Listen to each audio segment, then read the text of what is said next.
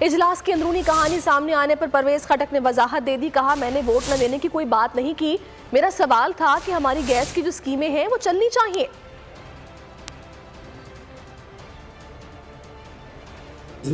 उस पर डिस्कशन हुई, हमाद अजहर को क्वेश्चन किया और आप लोगों ने इतना बड़ा हंगामा डाल दिया। कोई इमरान खान मेरा लीडर है, मैं उसके ख़िलाफ़ सोच भी नहीं सकता, मैं उनके साथ हूँ।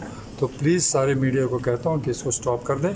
मैं अगर बाहर गया, मैं स्मोकिंग करता हूँ तो मैं हर मीटिंग में बाहर जाता हूँ। पार्लिमानी पार्टी की मीटिंग में जो बातें हुई, जो प्राइम मिनिस्टर ने भी कहा, आपसे मुखातिब होकर कहा, सर वो तो हुकूमत का हिस्सा है। सर क्या कहा, क्या अपोजिशन को हुकूमत की दावत दे देते हैं आपसे बिल्कुल प्राइम मिनिस्टर ने मुझे ऐसी बात कोई नहीं की। मेरा हमारा मकसद सूबे में गैस की प्रॉब्लम है, उसकी डिस्कशन हुई, उसकी बात हुई, उसका जवाब मेरा ख़त्म हो गया। तो आपका क्वेश्चन क्या था सर? मेरा क्वेश्चन ये था कि हमारा जो गैस की स्कीमें जो चल रही हैं, अप्रूव्ड है, वो चलनी चाहिए क्योंकि हमारा फर्स्ट राइट बनता है गैस का, तो हमारे गैस ना रोका जाए। सिर्फ इतनी सी बात। आपने ये कहा कि मैं वोट नहीं दूंगा। मैंने ऐसी कोई बात नहीं की।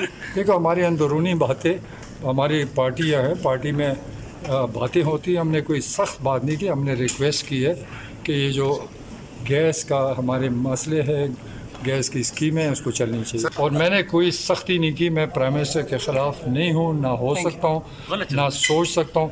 प्लीज़ ये खबरें वापस इमरान खान हमारा लीडर है, उसका मुकाबला कोई नहीं कर सकता। Thank you. और तरमीमी मालियाती बिल के खिलाफ पार्लियामेंट के बाहर अपोजिशन जमातों ने धरना दिया। एहसन इकबाल का कहना था कि मिनी बजट